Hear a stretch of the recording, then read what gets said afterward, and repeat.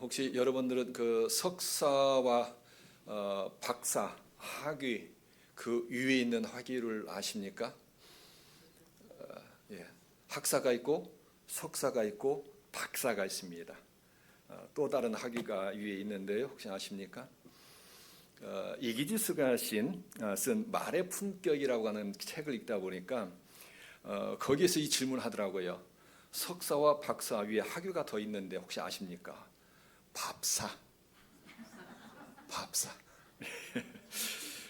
밥을 잘 사는 사람이 사람과의 관계에서 최고의 학위라고 하는 것이죠.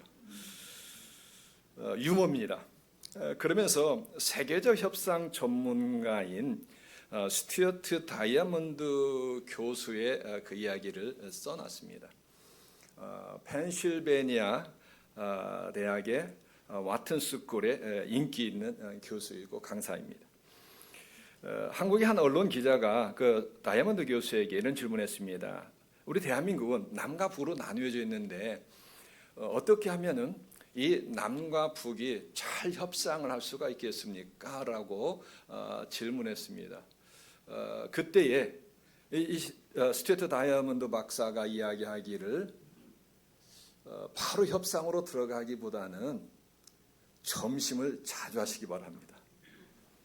한 20번 정도 밥을 먹다 보면은 좀 더 부드럽게 대화가 되고 잘 협상이 될 것입니다. 라고 이야기했다고 하는 것이죠. 초대 예루살렘 교회 특징 중에 하나가 같이 밥을 먹는 거였습니다. 앞으로 이제 살펴보겠지만은 마음을 같이하여 성전에 모이기를 힘을 썼을 뿐 아니라 집에서 떡을 떼며 기쁨과 순전한 마음으로 음식을 먹었다라고 기록되어 있습니다. 음식을 먹는다는 것은 무엇입니까? 단순히 먹기만 하는 건 아니죠. 여러분 아무 대화 없이 먹기만 합니까? 옛날에 한국은 그랬어요. 그렇잖아요. 부모님도 어르신들이 밥을 먹을 때 이야기하면 막 혼을 냈어요. 그런데 지금은 시대가 달라졌잖아요. 우리 밥을 먹는다고 하는 것은 서로 함께 한다고 하는 것이죠. 대화를 하게 됩니다.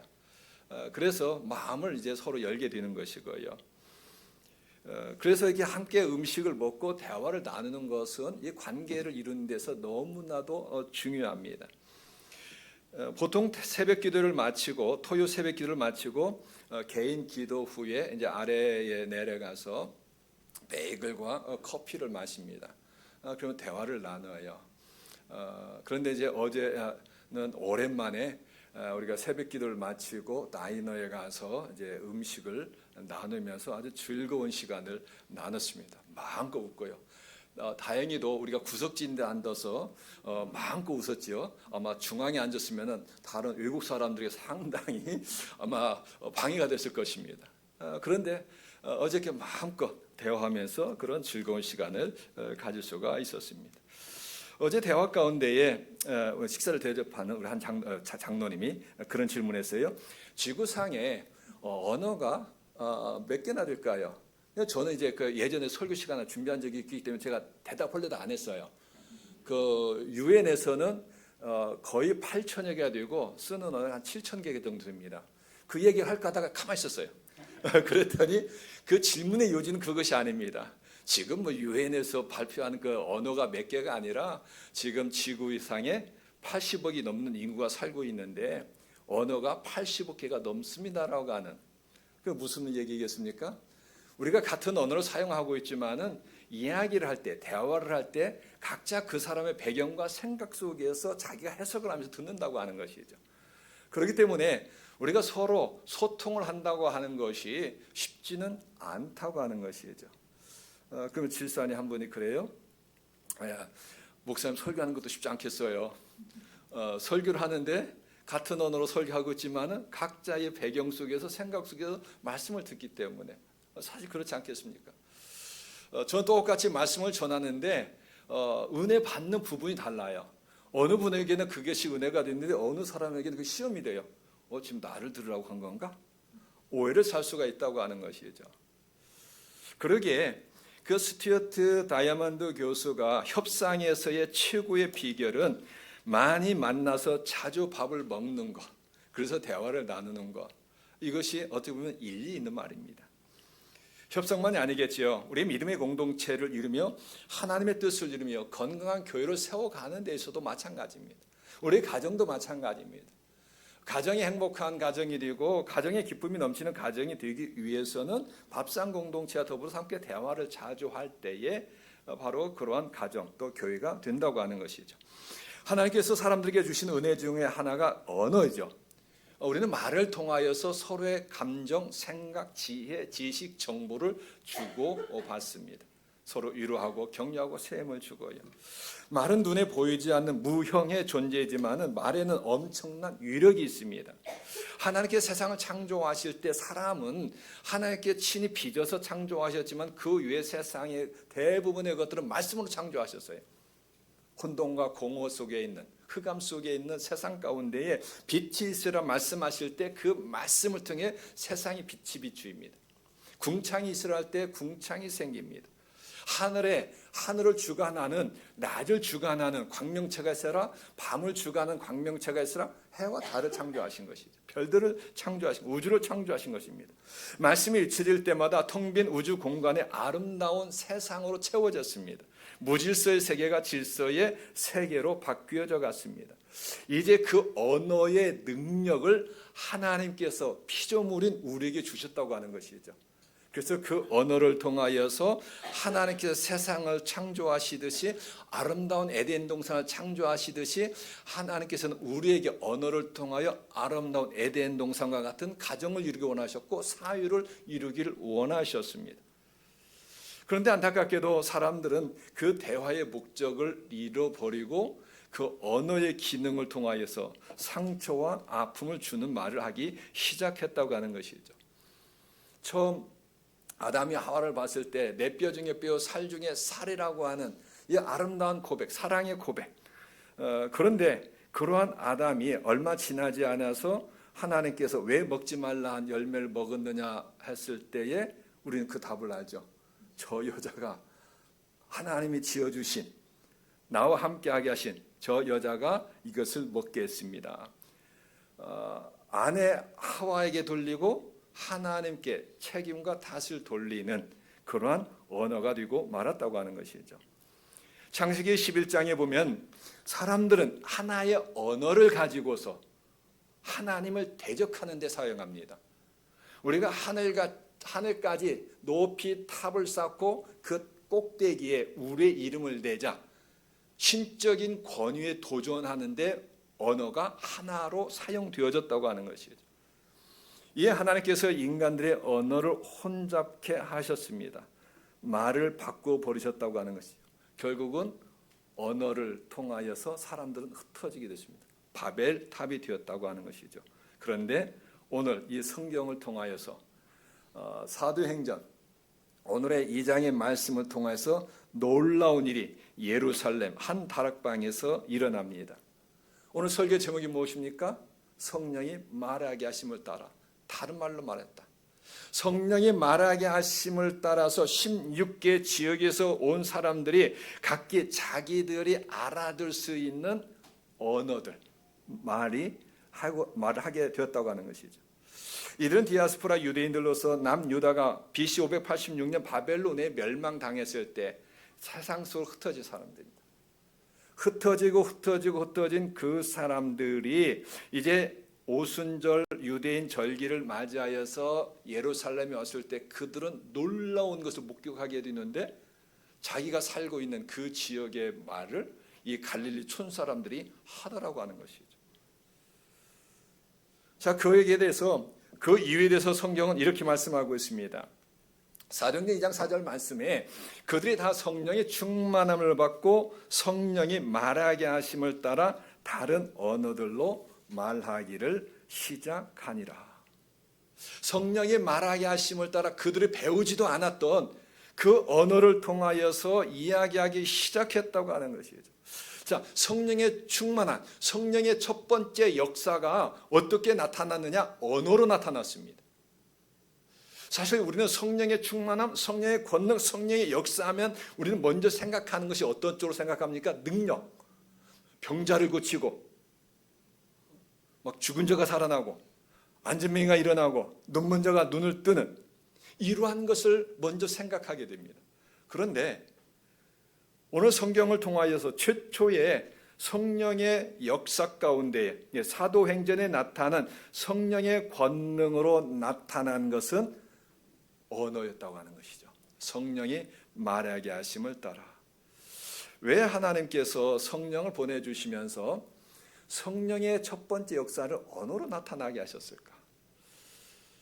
오늘 이 내용을 통하여 두 가지를 살펴보려고 합니다. 하나님의 기쁘신 뜻이 있는데 성령이 어떤 분이신가를 또 우리에게 성령을 부어주시면서 또 성령께서 임하셨을 때 우리에게 기대하시는 것이 있다고 하는 것이죠. 첫째는 성령께서는 하나 되게 하시는 영으로 하나 되게 하는 말입니다. 유엔총이나 에이펙 정상회의를 보면은 각 나라 대표들은 자기 언어를 사용하죠. 다른 언어를 사용합니다. 그런데 이어폰 하나만 끼고 있으면은 서로의 말을 이해하고 회의를 진행합니다. 무엇입니까? 동시통역이죠. 지금 각기 다른 말을 하고 있는데 동시통역하는 사람들의 그 말을 이어폰을 통해 듣고서 이제 하나가 되는 것입니다. 성령께서 각각 다른 언어로 말해야 하신 방언의 사건이 바로 그와 같습니다. 16개 지역에서 온 그 사람들의 말을 통하여서 의사소통을 통하여 하나가 되게 하였다고 하는 것이죠. 바벨탑 사건은 혼잡과 분열이었습니다. 사람들은 서로의 말을 알아듣지 못해서 흩어져야만 했습니다. 그러나 오순절의 성령의 사건은 그 반대입니다. 하나가 되겠다는 거예요. 소통이 되게 했다는 것이죠. 즉 바벨이 분열의 역사였다면 오순절은 회복의 역사였습니다. 바벨이 혼란의 시작이었다면 오순절은 하나됨의 시작이 되었다고 하는 것이죠. 이처럼 성령은 하나 되게 하시는 영입니다. 하나 되게 하는 말을 하는 분이 바로 성령님이라는 것이죠. 그래서 바울은 에베소 교인들에게 이렇게 말합니다. 우리 같이 한번 읽을까요? 평안에 매는 줄로 성령의 하나 되게 하신 것을 힘써 지키라. 에베소 교인들이 여러분들이 힘을 써야 될 것이 있습니다. 마치 군인이 성을 지키든 나라를 지키든 힘을 다해서 지켜야 될 것이 있는데 성령의 하나 되게 하신 것을 힘써 지켜나가길 바랍니다.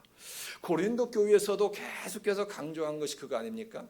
은사에 대해서 이야기하면서 다양한 은사들을 이야기하면서 하나님께서 성령을 통하여 그 은사를 주신 것은 그 은사를 가지고 나의 것을 자랑하라 하는 것이 아니라 그 은사를 가지고 서로의 부족을 채워가면서 하나를 이루어가는 것이죠.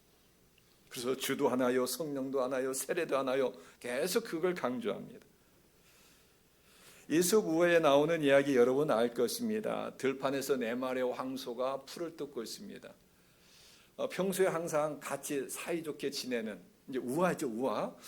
같이 잘 지내고 또 잠도 자고 서로 또 어려운 일 당하면 서로 지켜주는 그러한 황소 네 마리가 있었는데 배가 고픈 사자가 그 황소를 잡아 먹어야 되겠는데 너무나 같이 있는 거예요. 아무리 사자를 할지라도 그 네 마리의 황소를 같이 대항하기는 잡아먹기는 쉽지가 않았습니다. 그래서 불을 뜯는 황소들에게 약간 떨어져 있는 그 황소에게 가서 이제 귓속말로 하는 것이죠. 다른 소들이 내 흉을 보더라. 너 싫어한다더라. 그리고는 또 다른 황소에 가서 또 비슷하게 이야기합니다. 다른 황소들이 너 흉 보아. 너 싫어해. 이간질을 합니다. 그때부터 네 마리 황소는 서로 불신하기 시작합니다. 황소들은 서로 새 친구가 자신을 왕따시킨다고 생각하고 자기를 싫어하고 흉본다고 생각합니다. 결국은 거기에 균열이 생기기 시작했다고 하는 것이죠.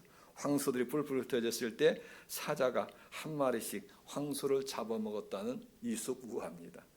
이 교훈이 무엇입니까?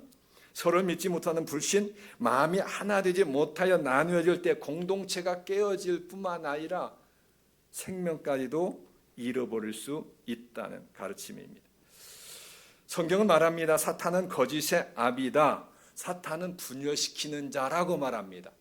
성령은 어떻게 해서든지 하나가 되게 하시는 영인데 악한 영은 우리를 분열시키고 나누게 하는 것이 사단이라고 하는 것이죠. 그러기에 성령께서 처음 오순절 마가 다락방에 임하였을 때 성령께서는 언어를 통하여 하나가 되게 하셨다고 하는 것이죠. 그러기에 성령이 말하게 하심을 따라 말하는 사람은 어떤 사람이 되어야 될까요?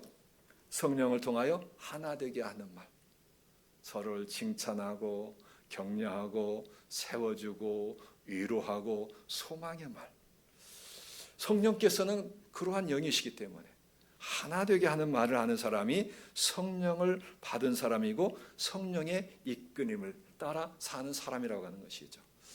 바라기는 저와 여러분, 우리 새벽교회 가운데 성령께서 임하시고 우리 가운데 임하심을 통하여서 하나 되게 하시는 영을 통하여서 하나 되게 하는 말을 하는 저와 여러분들 되기를 주님의 이름으로 축원합니다.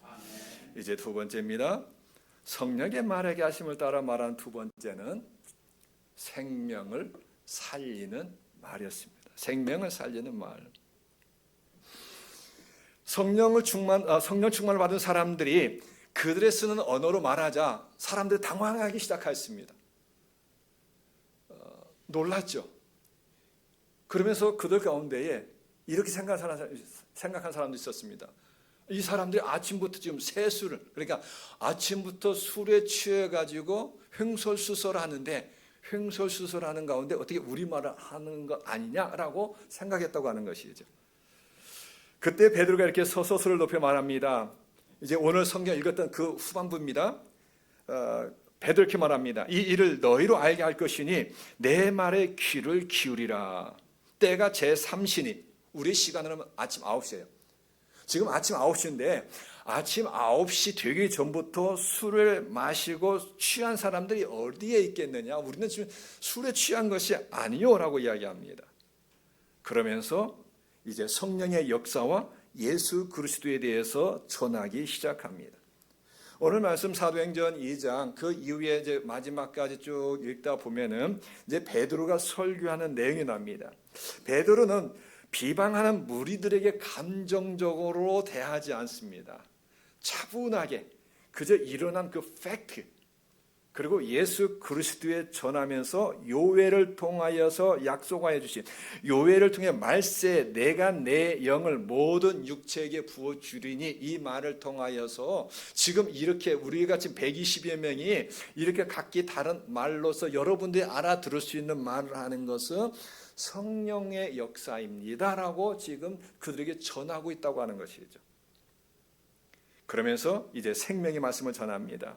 예수 그리스도의 죽으심과 부활에 대해서 담대하게 말했다고 하는 것이죠. 사도행전 2장 23절 이렇게 말합니다. 먼저 예수님의 죽음에 대해서 이야기합니다. 그가 하나님께서 정하신 뜻과 미리 아신 대로 내준 바 되었거늘 그는 예수님이다. 너희가 법 없는 자들의 손을 빌려 못 박아 죽였으나.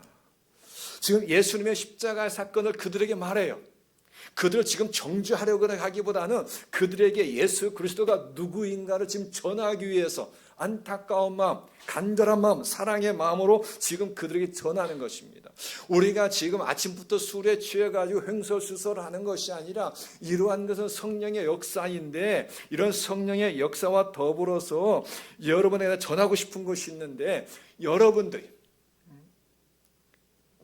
잘 알지 못하여서 법 없는 자들의 손을 빌려서 못 박아 죽인 분이 있다는 것이죠. 바로 그분이 예수 그리스도라는 거예요. 여기서 법 없는 자들의 손을 빌렸다라고 하는 것은 로마의 손을 빌렸다는 거예요. 하나님의 법을, 하나님의 말씀의 법을 깨닫지 못하고 알지 못하는 그들에게 무법을 행하고 우리를 정복한, 이 나라를 정복한 그들의 힘을 빌려서, 빌라도의 힘을 빌려서 당신들이 그분을 죽였습니다라고 지금 이야기하는 것입니다. 그러면서 예수 그리스도의 십자가만이 아니라 죽였으나 이제 그러나가 나오겠죠. 그리고 예수 그리스도의 부활에 대해서 이야기합니다. 우리 스크린 보고 한번 같이 읽겠습니다. 하나님께서 그를 사망의 고통에서 풀어 살리셨으니 2장 32절이요. 이 예수를 하나님이 살리신지라 우리가 다 이 일의 증인이로라. 아멘. 여러분들이 잘 알지 못하여서 무법한 자들에게 그분을 넘기셔서 그분을 십자가에 못 박게 하였으나 하나님께서 여러분이 믿고 내가 믿는 유대인들도 하나님 믿었거든요. 하나님께서 그 예수를 사망의 고통에서 풀어 살리셨다. 이 예수를 하나님이 살리셨는데 우리가 바로 다 이 일의 증인들이요라고 이야기했다고 하는 것이죠. 그러면서 여러분들이 십자가에 못 박은 이 예수를 하나님이 주와 그리스도가 되게 하셨다라고 증언합니다. 얼마나 베드로가 정말 열정적으로 정말 성령이 충만하여서 말씀을 전하였는지 놀랍게도 그곳에 함께했던 모든 사람들이 마음의 찔림을 받습니다. 그리고 우리가 어찌할꼬? 형제들이여 우리가 어찌하면 되겠습니까? 라고 묻습니다. 그때 베드로가 사도행전 2장 38절에서 이렇게 말합니다. 너희가 회개하여 각각 예수 그리스도의 이름으로 세례를 받고 죄 사함을 받으라. 그리하면 성령의 선물을 받으리라. 그리고 그 말을 듣고 그들이 감동을 받습니다. 마음의 찔림을 받고 사도행전 2장 41절 어떻게 됩니까? 세례를 받음에 수가 3,000이나 더 하더라. 예수 그리스도의 복음을 전할 때에, 생명의 복음을 전할 때에 그들의 마음의 찔림을 받고 그들이 회개하고 세례를 받고 예수 그리스도를 영접하게 되었다고 하는 것입니다. 성령께서 임하셨을 때 첫 번째 나타난 증거는 언어를 통하여서 하나가 되게 하셨습니다. 그리고 성령께서 역사하신 것은 그 언어를 통하여서 생명을 살리는 말. 베드로는 자기 자신에 대한 이야기를 하지 않았습니다. 자기 업적, 자기 어떠한 자랑을 하지 않았습니다. 오직 예수 그리스도가 누구신지, 예수 그리스도의 십자가의 죽으심, 예수 그리스도의 부활하심, 그리고 그 예수 그리스도를 통하여 우리가 생명을 얻게 되었다고 하는 그 생명을 전할 때에 놀라운 구원의 역사가 일어났다고 하는 것이죠. 자, 그렇다면 성령 충만하게 성령께서 임하셨을 때 생명의 말씀을 전할 수밖에 없는 그 이유가 있습니다. 요한복음 14장부터 16장 3장에 걸쳐서 예수님께서 성령에 대해 말씀하셨어요. 그런데 그때 보면 예수님께 동일하게 주신 말씀이 있습니다. 내가 아버지께 구하여서 성령을 너에게 보낼 텐데 그 보혜사 성령이 너에게 임하면 내가 너에게 가르친 모든 것을 생각나게 하시리라. 요한복음 14장 26절 이렇게 말씀합니다. 보혜사 곧 아버지께 내 이름으로 보내실 성령, 그가 너희에게 모든 것을 가르치고 내가 너에게 말한 모든 것을 생각나게 하리라. 그래서 성령께서 내게 임하셨어요. 성령께서 임하시면은 성령께서 예수님의 말씀을 떠오르게 한다는 것이죠. 그리고 15장 26절 진리의 성령이 오실 때 그가 나를 증언하실 것이요. 성령의 사람은 성령께서 예수님의 말씀, 성경의 말씀이 떠오르게 하사 예수님이 어떤 분인지를 전하게 된다고 하는 것이죠. 지금 베드로가 그들에게 담대히 증언하고 있는 그 이유가 그렇습니다. 성령께서 역사하시는 거예요. 예수님께 3년 동안 들었던 그 말씀이 떠오르는 거예요. 그리고 그 말씀을 그들에게 전하고 있는 것입니다. 우리가 지난 시간에도 말씀드렸지만 보혜사라고 하는 뜻에는 위로자, 돕는 자, 상담자, 변호자이십니다. 우리를 위로하시고 우리를 도와주시고 우리가 어떻게 가야 할지를 모를 때 마치 상담가처럼 우리의 그 길을 알려주시고요. 또 우리를 변호해 주시고요. 그럴 뿐만 아니라 성령께서는 예수 그리스도의 말씀을 떠오르게 하시고 예수 그리스도의 생명의 복음을 전하게 하시는 분이 바로 성령님이시라는 것이죠. 마치 사도행전 1장 8절에 오직 성령이 너에게 임하시면 너희가 권능을 받고 예루살렘과 온 유대와 사마리아 땅 끝까지를 내 증인이 되리라. 예수님을 전하는 사람이 되리라. 이 말씀과 같다고 하는 것이죠. 베드로가 그러하였고 스데반이 그러하였고 앞으로 계속 나오겠지만 빌립이 그러하였고 바울이 그러하였습니다. 예수님의 제자들이 그러했다고 하는 것이죠. 그들은 계속해서 예수의 복음을 전합니다. 그리고 지난 2000년 동안 성령께서 임하셨고 성령이 임한 그 교회마다 성령이 임한 그 사람들마다 예수님의 생명의 복음을 전하여 왔습니다. 말씀의 결론을 맺으려고 합니다. 성령이 임했을 때에 성령의 말하게 하심을 따라 어떤 말을 했습니까? 하나 되게 하는 말을 했습니다. 그리고 생명을 살리는 말을 했습니다. 우리 가운데도 성령께서 우리에게 원하시는 것 서로 하나 되게 하는 말, 생명을 살리는 예수 그리스도를 전하는 말, 이 말을 기대하실 것입니다. 하나 되게 하는 말과 생명을 살리게 하는 말을 통하여서 우리 새벽교회가 또 여러분의 가정, 또 우리 가는 곳곳마다 주님의 영광과 주님의 기쁨과 하나님의 나라가 우리 가운데 임해지는 역사가 있기를 간절히 바랍니다. 기도하겠습니다. 사랑의 아버지 하나님, 참 감사합니다.